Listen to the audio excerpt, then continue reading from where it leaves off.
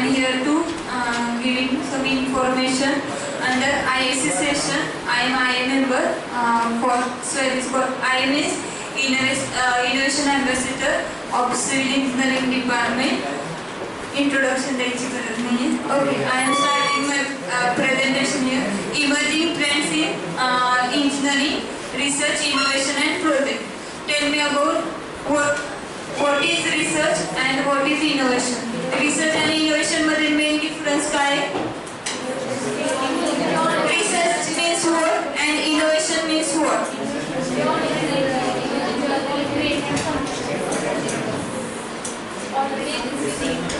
Research म्हणजे काय? आणि innovation म्हणजे? Okay, creating something new म्हणजे innovation. Okay, फोन मध्ये आता जर मॉडिफिकेशन झालं तर innovation आहे का तुमचं रिसर्च आहे? मग तुम्ही कसं म्हणता की जे काही रिसेंटली आहे त्यात नाही आहे असं? मेन डिफरन्स काय रिसर्च आणि इनोव्हेशन मध्ये?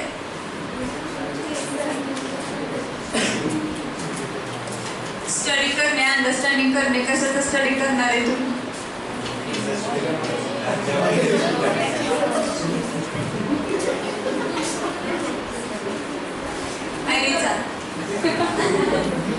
बाहेर आली म्हणून. हा चला लास्ट बेंचची पुढे चला. नाहीतर सेशन झाल्यापर्यंत क्वेश्चन विचार.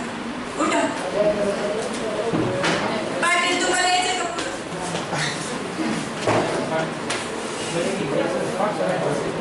हा मेन डिफरन्स काय इनोव्हेशन आणि रिसर्च मध्ये?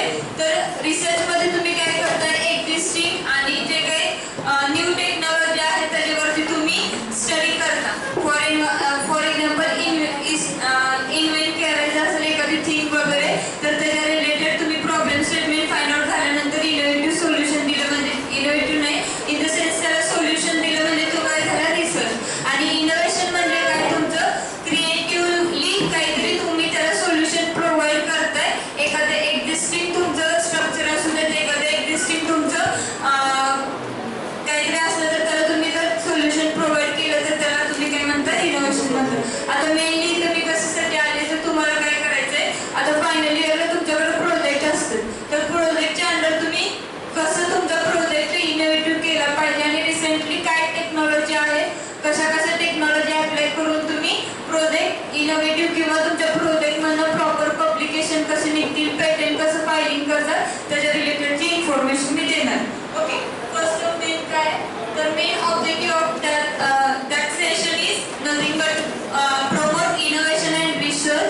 मेनली जे काही प्रोजेक्ट तुम्ही आतापर्यंत बघत आलाय ते मेनली सिव्हिलचे प्रोजेक्ट कसे व्हायचे कॉन्क्रीट टेक्नॉलॉजी सोडून बऱ्यापैकी प्रोजेक्ट तुम्ही बघितले नसतील की एखादा कॉन्क्रीटचा ब्लॉक आहे त्याच्यामध्ये प्रोपोर्शन व्हॅरिएशन करायचं त्याच्यावरती टेस्टिंग करायचं.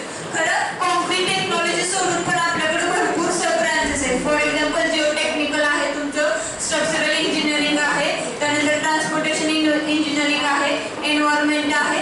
लाईकवाईज तुमच्याकडे व्हॅरियस ब्रांचेस आहेत. तर मेनली काय करायचं तुम्हाला इनोव्हेटिव्ह काय होईल तुमच्या प्रोजेक्टमध्ये आणि रिसर्च काय त्यामध्ये डेव्हलपमेंट होईल ते बघायचं. सेकंड काय एन्करेज इंटरडिसिप्लिनरी कोलॅबोरेशन. आता मेनली तुमचं एनईपी नुसार मेनली मोठं काय आहे तर एनईपीचा मल्टीडिसिप्लिनरी वर्किंग करायचं. मग इंटरडिसिप्लिनरी मीन्स व्हॉट मल्टीडिसिप्लिनरी. जे काही तुमचे प्रोजेक्ट असतील फायनल इयरचे किंवा तुमचे थर्ड इयरमध्ये तुम्ही मिनी प्रोजेक्ट करणार असाल तर तो मेनली कशावरती फोकस असला पाहिजे इंटरडिसिप्लिनरी. आता इथून पुढे जे काही तुमचं ज्यावेळेस तुम्ही पास आउट होताल किंवा ज्यावेळेस तुम्ही बघताल बाहेर पडताल त्यावेळेस आता रिसेंटली ट्रेंड काय चालू आहे तर mainly AI technology, digital technology, cloud computing likewise. Okay, म्हणजे जे काही तुमचे प्रोजेक्ट असतील ते तुम्हाला काय करायचे मल्टीडिसिप्लिनरीवरती फोकस करायचे. मग तुम्ही व्हॅरियस ब्रांचेसमध्ये एकत्र येऊन करा, 2 ब्रांचेस एकत्र येऊन करा, 3 ब्रांचेस येऊन एकत्र करा किंवा आज पर तुमचं रिक्वायरमेंट. मग मेनली तुम्हाला फोकस काय करायचं तर तुमचा जो काही प्रोजेक्ट असेल तो मेनली इनोव्हेटिव्ह असला पाहिजे, त्यामध्ये काहीतरी रिसर्च असला पाहिजे आणि त्यामध्ये तुमचं मल्टीडिसिप्लिनरी टीमवर्क असलं पाहिजे. Third point is foster teamwork and problem solving. जे काही तुम्ही प्रोजेक्ट आहेत काही जण काय करतात चला सिनियरचा उचला आणि प्रोजेक्ट सबमिट कर. तसं नाही करायचं तर त्यामध्ये तुम्हाला काय करायचंय, तुमचं जे काही टीम वर्क आहे ते पण प्रॉपर असलं पाहिजे आणि त्यातलं तुम्हाला प्रॉब्लेम सॉल्विंग करायचं. नेक्स्ट काय, align project with SDGs, SIS, theme आणि TRL. TRL ऑलरेडी आपल्याला झालंय, टेक्नॉलॉजी रेडीनेस लेवल. आता SDG म्हणजे काय, त्याचे तुम्हाला सस्टेनेबल डेव्हलपमेंटचे काहीतरी गोल्स आहेत. जसं TRLच्या लेवल्स किती होते, 9 लेवल्स होत्या. लाईकवाईज तुम्हाला सस्टेनेबल डेव्हलपमेंट गोल्ससाठीचे व्हॅरियस स्टेटमेंट आहेत. तर तुम्हाला त्याच्यासाठी आता तुमचा इंटरेस्ट असेल की बाबा मला जे काही कंट्रीमध्ये जास्त म्हणजे असं अनएम्प्लॉयमेंट आहे ते हटवायचं आणि त्याच्यासाठी मला काहीतरी प्रोजेक्ट करायचे. मग त्यामध्ये आपल्या कन्स्ट्रक्शन फील्डमध्ये असे पण व्हॅरियस काहीतरी वर्किंगचे काहीतरी थीम असतील, त्याच्या रिलेटेड प्रोजेक्ट असतील, त्याच्यावरती वर्किंग करायचं. मग असे गोल्स, व्हॅरियस गोल्स आहेत त्याच्या अंडर, त्यामध्ये तुम्हाला अलाइनिंग करायचं. तुमचं प्रोजेक्ट नेमका प्रॉब्लेम स्टेटमेंट कशा बेसिसवरती असलं पाहिजे. सेकंड काय तुमचं, तुम्ही बघितलंय स्मार्ट इंडिया हॅकॅथॉनचं, त्यामध्ये व्हॅरियस कॉम्पिटिशन लेवल्स होते. मग त्यामध्ये तुम्हाला पार्टिसिपेट करायचं आणि तुमचा प्रोजेक्ट मॅक्सिमम कुठल्या TRL लेवलपर्यंत नेता येईल तेवढं तुम्हाला मॅक्सिमम घ्यायचं. नेक्स्ट काय, गाईड टुवर्ड्स इम्पॅक्ट आउटकम. त्याचं तुमचं जे काय असेल, तुमचा प्रोजेक्ट असेल तो त्यामधनं काहीतरी तुमची डेव्हलपमेंट व्हायला पाहिजे. इन द फॉर्म ऑफ कुठलं, तुमचं एखादं प्रोडक्ट डेव्हलपमेंट व्हायला पाहिजे, एखादं पेटंट फायलिंग करायला पाहिजे, एखादं रिसर्च पेपर त्यामधनं पब्लिकेशन व्हायला पाहिजे, किंवा तुमचं स्टार्टअप व्हेंचर स्टार्ट व्हायला पाहिजे. आणि त्यामध्ये मेनली जे इम्पॉर्टंट आहे तुमचं मेंटरशिप. आता इथं व्हॅरियस फील्डचे व्हॅरियस लोक आहेत. आता काही जण स्ट्रक्चरलमध्ये जास्त इम्पॅक्टफुल आहेत, काही जण जिओ टेक्निकलमध्ये आहेत. तर मग त्या केसमध्ये तुम्हाला कशामध्ये इंटरेस्ट आहे त्यावेळेस तुम्ही गाईडचं अलोकेशन करायचं. नेक्स्ट ओके, ज्यावेळेस तुम्ही प्रॉब्लेम स्टेटमेंट फाइंड आउट करताय एखाद्या प्रोजेक्टचं, तर त्यामध्ये मेनली 3 थिंग कन्सिडर केलं पाहिजे. First one is what, Y आणि हाऊ. तुमचं प्रोजेक्ट मध्ये काय आहे, कसं होणार आहे आणि तुम्ही त्याला काय करणार. ओके, म्हणजे कशी प्रोसेस असली पाहिजे. हा, म्हणजे तुमचा प्रोजेक्ट कशासाठी करताय तुम्ही, तुम्हाला माहिती असलं पाहिजे कसं करताय आणि तुमची ओव्हरऑल तुम्ही कसं डेव्हलपमेंट करणार आहे. हे 3 क्वेश्चनरीज त्यामधनं आयडेंटिफाय व्हायला पाहिजे. मग ते सांगितलं प्रोजेक्टमध्ये. आता प्रोजेक्टचं मेन काय, व्हॉट इज प्रोजेक्ट. तर project is nothing but what, a structure goal driven endeavor undertake to develop a unique solution system or product within a defined timeline. जे काही तुम्ही प्रोजेक्ट करताय त्यामध्ये काहीतरी गोल असलं पाहिजे, त्यातनं काहीतरी अचिव्हमेंट व्हायला पाहिजे. काय पण करताय म्हणून करायचं नाहीये, तर त्यामध्ये तुमचं नेमकं युनिकनेस काय आहे, त्याची टाइमलाईन मध्ये कम्प्लीट होते का नाही ते सगळं चेकआउट करायचं. नेक्स्ट इम्पॉर्टन्स काय, त्यामधनं जे काही तुम्ही प्रॉब्लेम फाइंड आउट केले त्याच्यावरती प्रॉब्लेम सॉल्विंग प्रॉपर होते का नाही ते चेक करायचे. त्यानंतर स्किल डेव्हलपमेंट करायचे आणि तुम्हाला जे काही तुम्ही ऍप्लिकेशन आहे ते रिअल वर्ल्डला कसं अप्लाय होईल ते चेक करायचं. Okay, next part is project life सायकलची लाईफ सायकल दिली.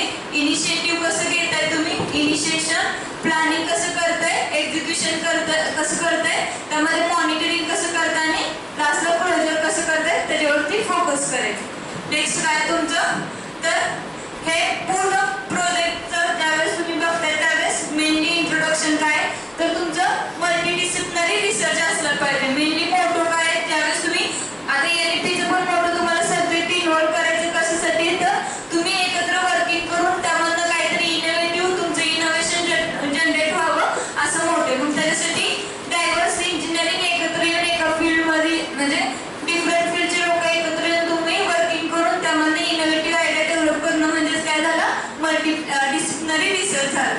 मग ते मॅटर कशासाठी करते, तुमचा अकॅडमिक गॅप जो काय आहे तुमचा. आता काही काही केसमध्ये तुम्ही फर्स्ट इयरला शिकताय C++ आणि डायरेक्टली तुम्ही बाहेर पडल्यानंतर जर तुम्हाला वाटलं की बाबा मला CSE मध्ये इंटरेस्ट आहे, तर त्या केसमध्ये तुमचा काहीतरी गॅप राहून जाते. मग तो गॅप फिल करण्यासाठी proper real life problem address करण्यासाठी तुम्हाला काय करायचंय, मल्टीडिसिप्लिनरी रिसर्च करायचं. आणि future trends in engineering research आणि इनोव्हेशन. ओके, म्हणजे फ्युचरमध्ये ट्रेंड्स कुठलं येणार आहे तुमचं, AI मशीन लर्निंग, त्यानंतर sustainable green technology, industry 4.0.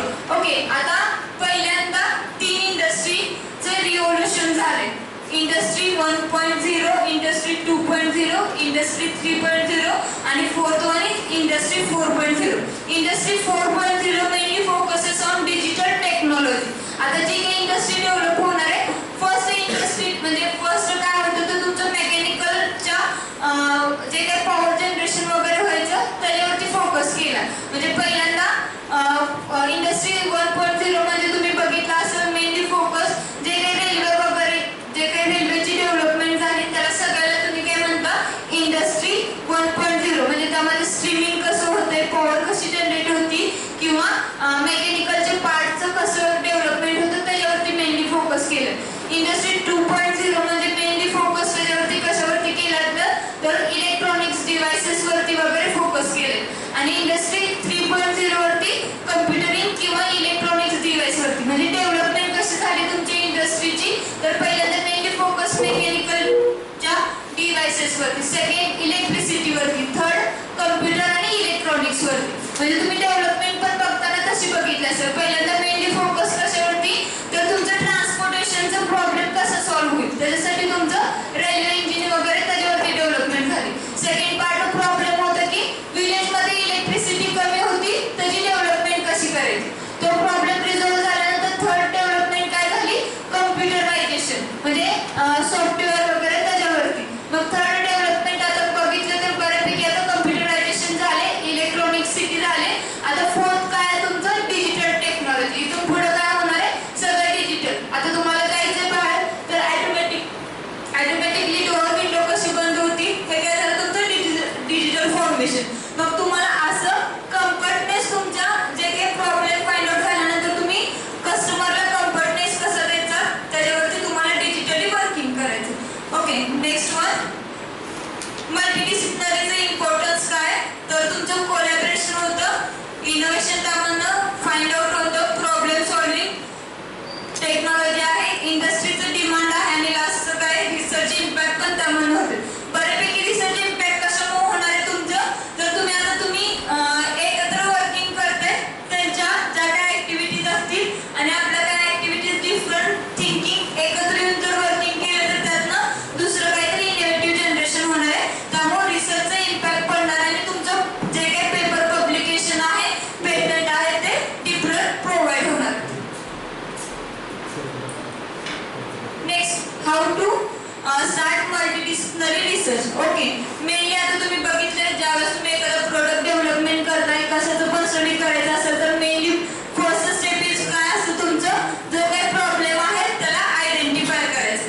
After finding the problem second one is work. त्याच्यावरती तुम्हाला काय करायचंय टीम फॉर्मेशन करायचे. म्हणजे आता मला प्रॉब्लेम फाइंड आउट झालाय की ज्यावेळेस माझं रोडवरनं व्हेकल जाते, एखादं एक्झाम्पल सांगते मी, ज्यावेळेस रोडवरनं व्हेकल जाते त्यावेळेस जे काही व्हेकलमध्ये हेवी जे काही वेट असतं त्याच्यामुळे ऍक्सिडेंटलचे चान्सेस वगैरे असतील तर ते मला रिड्यूस करायचे. मग त्या केसमध्ये मी काय करणार आता ज्यावेळेस तुमचं व्हेकल रोडवरनं ट्रान्सपोर्ट म्हणजे रोडवरनं जात आहे मग त्या केसमध्ये जर मी रोडला खाली सेन्सर लावले की एवढ्या व्हेकलचं वेट एवढं एवढं होईल त्याच्यावरती डायरेक्टली सिग्नलवरती जे काही आता सिग्नलचे बोर्ड्स असतात किंवा ज्यावेळेस तुम्ही स्कॅन करता वगैरे जिथं टोल नाका वगैरे असतं तिथं तर त्या केसमध्ये तिथं मी खाली सेन्सर लावले ऑटोमॅटिकली त्यांना वेटचं जर समजलं तर त्या केसमध्ये तुमचे ऍक्सिडेंट कमी होतात. म्हणजे इथं काय आहे तुमचं एक तर तुम्ही सिव्हिलचा स्टडी करताय किती एका रोडवरनं किती वेटचं व्हेकल जाणार आहे आणि सेकंडली तुम्ही वर्किंग कुणासोबत करताय सीएससी सोबत किंवा इलेक्ट्रॉनिक सोबत for the implementation of sensor. Okay next काय research and brainstorming. Brainstorming already तुम्हाला माहिती जो काही प्रॉब्लेम फाइंड आउट झाले त्याला इनोव्हेटिव्ह सोल्युशन जनरेट करणं म्हणजे काय झालं तुमचं ब्रेनस्टॉर्मिंग. नेक्स्ट काय तुमचं मेनली ऑब्जेक्टिव्ह डिफाईन करायचा. ऑब्जेक्टिव्ह डिफाईन केल्यानंतर टेक्नॉलॉजी सिलेक्ट करायची, अप्रोप्रिएट टेक्नॉलॉजी सिलेक्ट करायची आणि त्यानंतर त्याचं प्रोडक्टचं डेव्हलपमेंट करताना प्रोटोटायपिंग क्रिएट करायचं आणि लास्टला टेस्ट आणि इम्प्रूव्हमेंट करून प्रॉपर त्याचं डॉक्युमेंटेशन करायचं. तसं डिझाईन थिंकिंगची जी काही प्रोसेस असतात लाईकवाईज इथं प्रोसेस आहे. Okay next point is project selection framework. Okay mainly ज्यावेळेस तुम्ही प्रोजेक्ट सिलेक्ट करताय ज्यावेळेस प्रोजेक्ट करायचा असतो त्यावेळेस तुम्ही डायरेक्टली येतात काहीला काय विचारता काय करायचं मॅडम काय करायचं सर. तसं न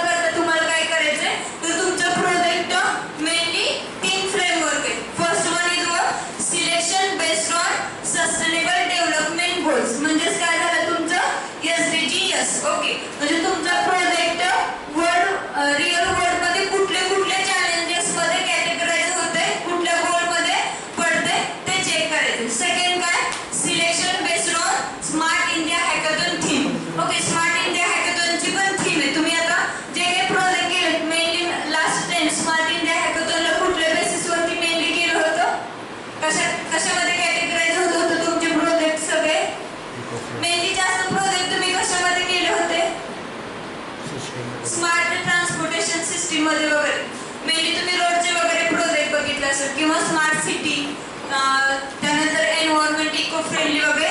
लाईकवाईज स्मार्ट इंडिया हॅकेथॉनमध्ये पण तुमचे व्हॅरियस कॅटेगरी आहेत, ते कुठल्या कॅटेगरीमध्ये बेस्ट आहे ते चेक करायचे. आणि लास्टचं काय, project to product through technology readiness level, म्हणजे TRL लेवल कुठली, max to max TRL level कशी याची होती ती तुम्हाला बघायचं. Okay, these are the goals of sustainable development for the project selection. First काय, नो पॉवर्टी, म्हणजे यातनं जर आता तुम्ही फोकस करायचं की जी मला म्हणजे इंडियामध्ये गरिबी दिसते ती गरिबी मिनिमम टू मिनिमम कशी होईल, त्याच्यासाठी मी काय करू शकतो किंवा काय करू शकते. ओके, मेनली आता सिव्हिल रिलेटेड मी सांगते. मेनली इंडस्ट्री, इनोव्हेशन आणि इन्फ्रामध्ये एक जाते, त्यानंतर क्लीन एनर्जीमध्ये जाते, इकॉनॉमिकल ग्रोथमध्ये, किंवा जर मल्टीडिसिप्लिनरी प्रोजेक्ट करायचं असेल तर तुम्ही सगळ्यामध्ये जाऊ शकता यामध्ये. तर these are the goals of sustainable development for the project selection. Okay, likewise तुमच्याकडे व्हॅरियस 16 गोल्स आहेत to solving the problem. Real life वर्डचे 16 गोल्स इथे डिफाईन केले. मग तुम्हाला चॉईस करायचं की तुमचा इंटरेस्ट कशामध्ये. तुम्ही म्हणत असाल की मला सस्टेनेबल सिटी आणि तुमचं कम्युनिटीजमध्ये वर्किंग करायचंय, मग त्यामध्ये सस्टेनेबल सिटीजमध्ये काय येणार, तुमचं होल सिटी कशी तुमची टेक्नॉलॉजिकल रेडी असली पाहिजे. फॉर एक्झाम्पल, ज्या रोडचे लाईट आहेत ते सेन्सर थ्रू कशा चालतील.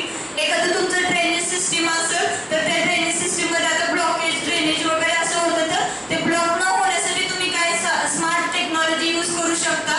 जे काही तुमचे डायरेक्टली आता काही केसमध्ये इलेक्ट्रिसिटीचे पण काही प्रॉब्लेम असतील तर ते कसे सॉल्व्ह होतील, हे सगळं तुमच्या कशामध्ये येतं, सस्टेनेबल सिटी अँड कम्युनिटीजमध्ये. किंवा एखाद्या केसमध्ये ट्रॅफिक मॅनेजमेंट असेल, एअर पोल्युशन जास्त होत असेल तर ते कसं रिड्यूस करायचं हे. लाईकवाईज त्यामध्ये तुमच्या व्हॅरियस कॅटेगरीज लाईक प्रॉब्लेम असतील ते तुम्हाला कसे सॉल्व्ह करता येतील ते फाइंड आउट करून तुम्हाला त्यामध्ये कुठला गोल आहे ते फाइंड आउट करून तुम्हाला प्रॉब्लेम स्टेटमेंट फाइंड आउट करायचे. ओके, नेक्स्ट आहे तुमचं स्मार्ट इंडिया हॅकेथॉन.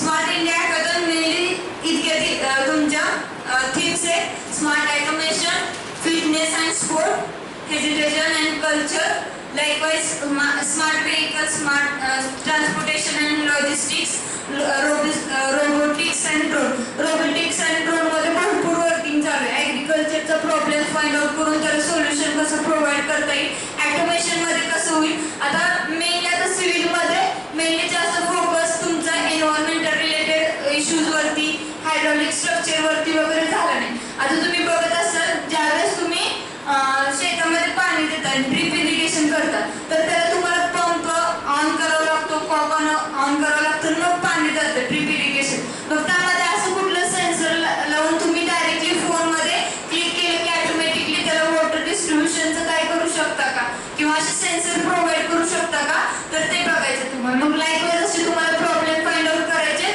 आणि प्रॉब्लेम स्टेटमेंट करायचे आणि ते कुठल्या क्रायटेरियामध्ये बसतंय ते चेक करायचं. Next, project to product. Okay, technology readiness level कुठल्या बेसिसवरती होते ते बघायचे.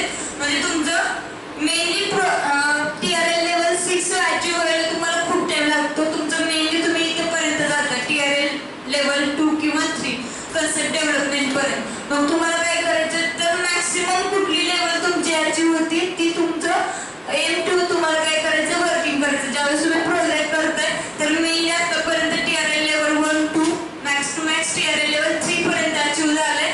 तर त्यामध्ये तुम्हाला अजून लॅब डेमॉन्स्ट्रेशन होत आहे का, किंवा तुमचं काय TRL लेवल कशी इन्क्रीज करता येईल ते बघायचं.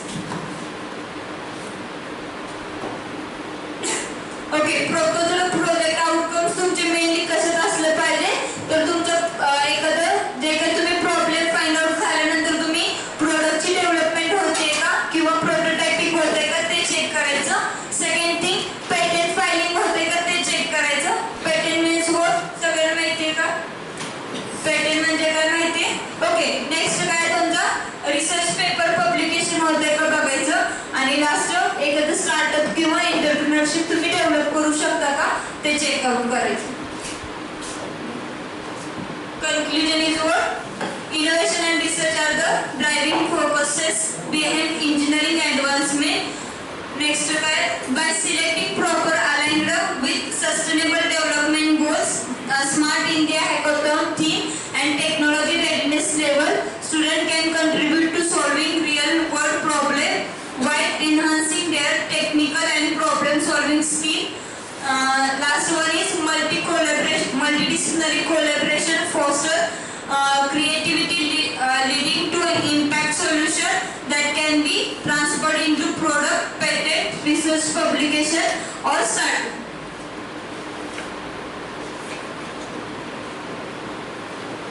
Call to action: big think and innovate, research, collaborate across disciplines, focus on real world impact, then leverage mentorship and resources, participate and showcase.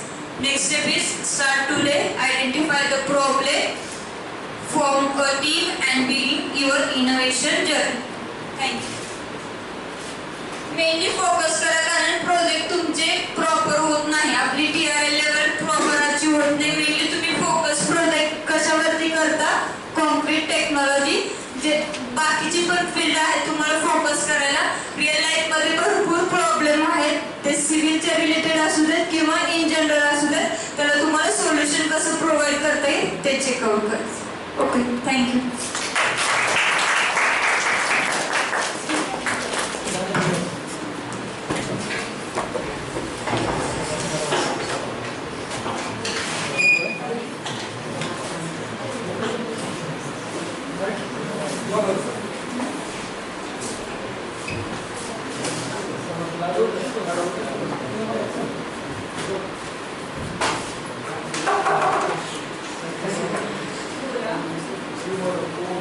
Any question? No.